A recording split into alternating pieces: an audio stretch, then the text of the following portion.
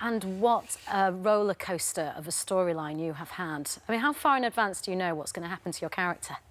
I had a meeting with Dom before he left, and he gave me a little rundown for the year ahead. And as he was building up to the point of telling me that obviously Paul dies, you know, it played out as Ben had died. So he's going, yeah, so Phil gets a call and Ben's died.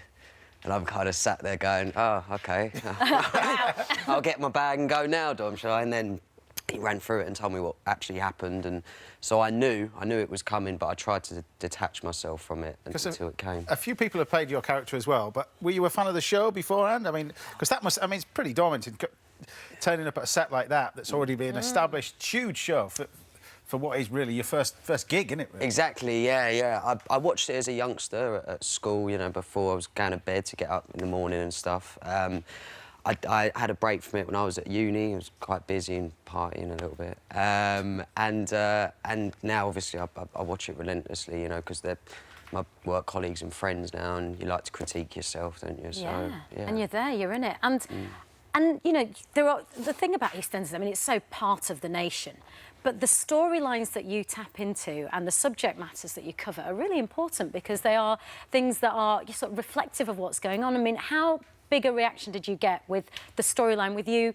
discovering your sexuality and getting together with Paul, or Johnny, the actor who plays Paul? Yeah, well, it's such a long-running storyline for Ben that it's always something that comes up. And ever since I first started, I had messages on social media and fan mail in which they tell me, "Oh, you're helping me come out with my, I'm living your storyline in real life."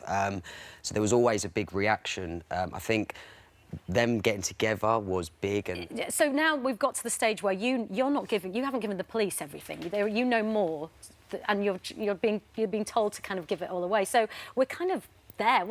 How much can you tell us? I know you can't tell us anything, but are you going to give us the storyline? Tell me what's going to happen. Well, listen, Ben always thinks about what other people are going to think. Yeah. And obviously now we know a bit more about the attack. We can understand why he's kept it to himself, being his dad, the main problem with that. And so stuff happened that night. You'll find out more later. I tried, everybody. One thing that I found great as well, when you're a young actor particularly, you must learn so much from the people around you, whether you do theatre, but I mean, this must be a place where you're just your brain's acting like a sponge. You're learning so much from other people around you, particularly the ones that, you know, are already established anyway on the show. Yeah, 100%. And in this storyline as well, although obviously Ben and Phil, father and son, me and Steve have worked closely anyway. It's a really traumatic and emotional scene. Like, where do you find that? Is everybody just really totally exhausted after a scene like that? It does drain you. Yeah. I've said before, I go home with headaches, and there was a period when I didn't go home with headaches because they were happy and in love, and then after stuff like that, it was very draining. It was draining. And like you said yourself, you know, you watched it as a kid, then you went off to uni, and now you're in it, so you're watching it again. Because people have periods where, that's the brilliant thing about soaps, you can stop watching them. And if anyone hasn't watched EastEnders for a while, you start watching it again. Phil's there, Kathy's back. Yeah, they're all there. Grant's coming. Yeah. Nothing changes. No, exactly. No, it's the same old square. It's the same old square.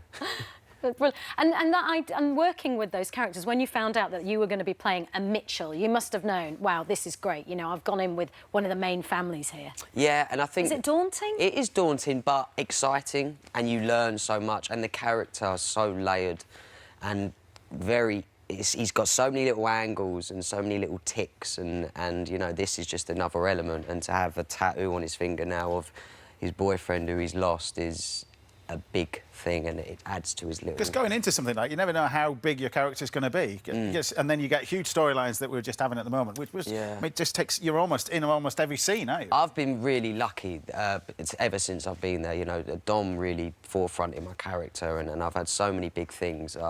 You know, it's been a real gift as an actor. Oh, it's been brilliant, and you've been great to watch. Can you see yourself as being one of the long-term actors? It's a real family, isn't it, EastEnders? Once you're in, or do you think... You're only 24. Do you think you'll do this for a bit and then pop off and do other stuff and Hollywood and... Listen, as an actor, you're always looking for your next paycheck, and I'm in a job where I'm getting constant work, which I love, and I'm playing a character which I love, so I have no plans to go anywhere. Harry, we're really enjoying watching you, honestly. It's really good stuff, gripping stuff. No, because somebody's just told me in my ear that you're a bit of a foodie as well. Yes, he is. I am a bit of a foodie. Bit of a foodie as well. I'm a massive fan of yours, and I do actually have a cookbook at home, but I've just bought a house and I'm moving, so it's packed in a box. I was looking around for it last night and I couldn't find it. I can.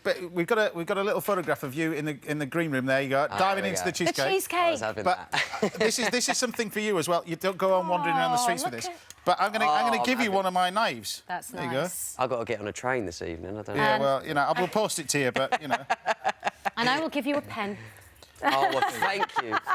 And I don't want to see this on eBay as well, but... Sometime... My first ever this morning. Your first ever you this can morning. have the pen. There you go. There, but that's a really special gift. Thank you very much. Oh, well, thank you so much for joining us. Like I said, best of luck. We are really loving the storyline. Good luck with it all. Thank you, Harry. Don't want to see it on eBay either. No, you won't. For more of the same, just click here. And don't forget, you can subscribe for even more of these amazing videos exclusive to our channel. You feel very uneasy with his presence. I think that's right.